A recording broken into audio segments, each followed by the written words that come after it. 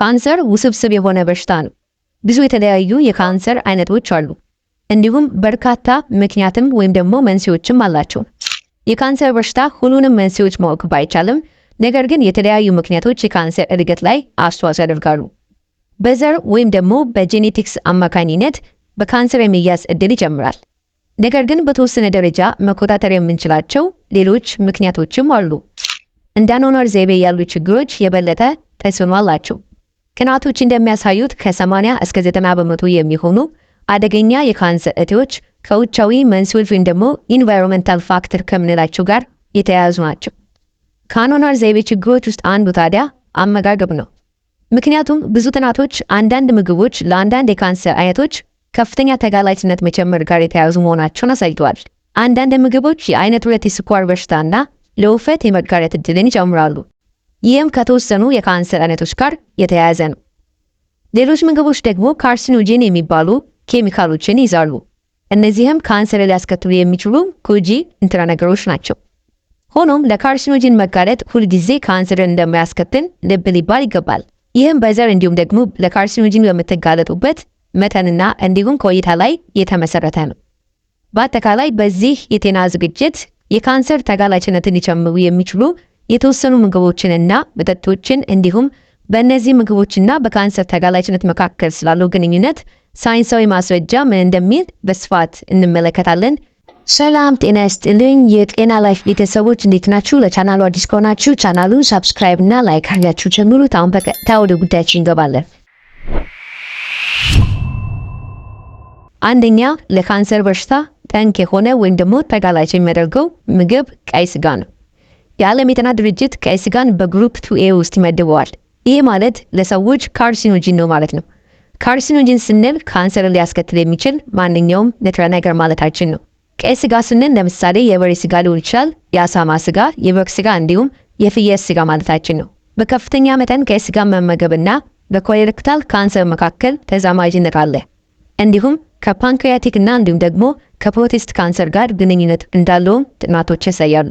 ቀይ ስጋ መመገብ ሲባል ቀይ ስጋን አብዝቶና አዘውትሮ መመገብ እንደሆነ ልታውቁ ይገባል። ሁለተኛ ለካንሰር ተጋላጭ የሚያደርጉ ምግቦች የተጠበሱ ምግቦች ናቸው። ስታርች የሆኑ ምግቦች በከፍተኛ ሙቀት ሲበስሉ አክሪላማይድ የሚባል ንጥረ ነገር ይፈጠራል።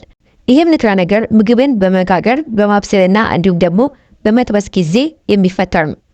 የተጠበሱ ስታርች ምግቦች በተለይ ከፍተኛ መጠን ያለው አክሪላሚድ ይዛሉ። ይህም እንደ ድንች ቺፕስ ያሉ የተጠበሱ የድንች ምግቦችን ያካትታል። አክሪላማይድ ዲኤንኤን ያበላሻል እንዲሁም ደግሞ የህዋስ ሞትን ያስከትላል። ህዋሶች ዳሜጅ እንዲሆኑ ያደርጋቸዋል ማለት ነው። ብዙ የተጠበሱ ምግቦችን መመገብ ለአይነት 2 የስኳር በሽታና ለውፍረት የመጋለጥ እድልን ይጨምራል። እነዚህ ሁኔታዎች የኦክሲዴቲቭ ስትረስ እንዲሁም ደግሞ ብግነትን ሊያበረታቱ ይችላሉ። ይህም የካንሰር ተጋላጭነትን የበለጠ ያፋጥነዋል። ሶስተኛ ለካንሰር የሚዳርጉ ወይም ደግሞ ለካንሰር ተጋላጭ የሚያደርጉ ምግቦች ከመጠን በላይ የበሰሉ ምግቦች ናቸው። ምግቦችን በተለይም ደግሞ ስጋን ከመጠን በላይ ማብሰል ካርሲኖጂንን ሊያመነጭ ይችላል። ስጋን በከፍተኛ ሙቀት ማብሰል ካርሲኖጂክ እንዲሁም ደግሞ ሄትሮሳይክሊክስ አማይን የሚባል ንጥረ ነገሮችን ይፈጥራል። እነዚህ ንጥረ ነገሮች የህዋሶችን ዲኤንኤ በመለወጥ የካንሰር ተጋላጭነትን ሊጨምሩ ይችላሉ። እንደ ድንች ያሉ ስታርች የሆኑ ምግቦችንም ከመጠን በላይ ማብሰል የአክሪላማይድ መፈጠርን የሚጨምር ይሆናል። አራተኛ ስኳርና የተጣሩ ካርቦሃይድሬትስ ሲሆኑ ምግቦች ናቸው። ስኳር የበዛባቸው ምግቦችና የተጣራ ካርቦሃይድሬትስ ለካንሰር ተጋላጭነትን በተዘዋዋሪ መንገድ ሊጨምሩ ይችላሉ። እነዚህ ምግቦች ምንላቸው? ለምሳሌ ስኳር የበዛባቸው መጠጦች፣ ነጭ ፓስታ፣ ነጭ ሩዝ እንዲሁም ደግሞ ስኳር የበዛባቸው እህሎች ናቸው። ከፍተኛ መጠን ያለው ስኳርና ስታርች ምግቦችን መመገብ ለአይነት 2 የስኳር በሽታና እንዲሁም ደግሞ ለውፍረት የመጋለጥ እድልን ይጨምራል። ይህም ለአንዳንድ የካንሰር አይነቶች የመጋለጥ እድላችንን ይጨምረዋል ማለት ነው። የአይነት 2 የስኳር በሽታ ለኦቫሪያን፣ ለጡትና እንዲሁም ደግሞ ለኢንዶሜትሪያን ወይም ደግሞ የማህፀን ካንሰር ተጋላጭነትን ይጨምራል። ከፍተኛ መጠን ያለው ስኳርና የተጣሩ ካርቦሃይድሬትስን መውሰድ የደም ውስጥ የግሉኮስ መጠንንም እንዲጨምር ሊያደርግ ይችላል። ይህም ለኮሌሬክታል ካንሰር ተጋላጭ ያደርጋል። ስለሆነም የተጣራ ካርቦሃይድሬትስን በመመገብ ፈንታ ሙሉ የሆኑ የእህል ምርቶችን፣ ቡናማ ሩዝ እንዲሁም ደግሞ እንደ አጃ ያሉ ምግቦችን በምትኩ መመገብ ያስፈልጋል ማለት ነው። እዚህ ጋር የተጣራ ካርቦሃይድሬት ስንል ካርቦሃይድሬት የሆኑ ምግቦች ሆነው ነገር ግን በፋብሪካ ደረጃ ፕሮሰስ የተደረጉ ምግቦች ማለታችን ነው። ለምሳሌ እንደ ስንዴ ያሉ ምግቦች በፋብሪካ ምርት ውስጥ ካለፉ በኋላ ፓስታ እንዲሁም ደግሞ እንደ መኮረኒ ሆነው ይወጣሉ ማለት ነው። እነዚህ ምግቦች ናቸው በተዘዋዋሪ ለካንሰር ተጋላጭ የሚያደርጉ ማለት ነው። ለምን? ጤናማ ያልሆነ የሰውነት ክብደት እንዲኖረን በማድረግ እነዚህ ምግቦች በከፍተኛ ሁኔታ የምንመገብ ከሆነ ለካንሰር ተጋላጭ ወደሚያደርጉ በሽታዎች ይዳርጉናል ማለት ነው።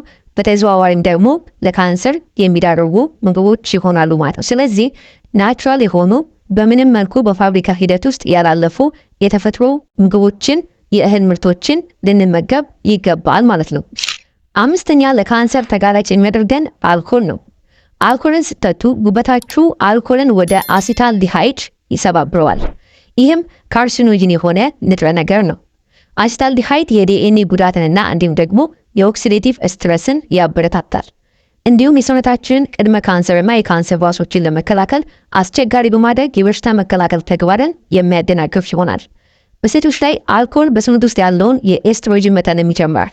ይህም ከኤስትሮጂን መብዛት የጡት ካንሰር ጋር የተያያዘ ነው ማለት ነው። ስለዚህ አልኮል አዘውትሮ መጠጣት ለካንሰር በከፍተኛ ሁኔታ ተጋላጭ ያደርጋል ማለት ነው። ስድስተኛ የተቀነባበሩ ምግቦች ናቸው።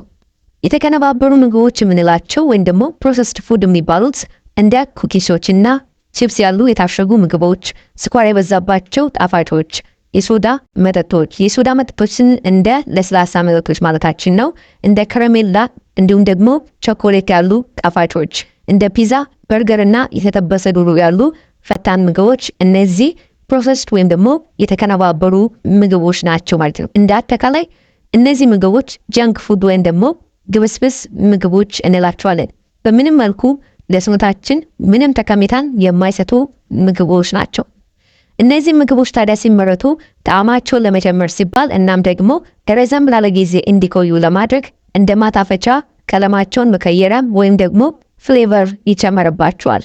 ታዲያም የተቀነባበሩ ምግቦች ብዙውን ጊዜ ከፍተኛ መጠን ያለው ጨው፣ ስኳር እናም ደግሞ ቅባትና ካንሰርን የሚያስከትሉ ኬሚካሎችን ይይዛሉ።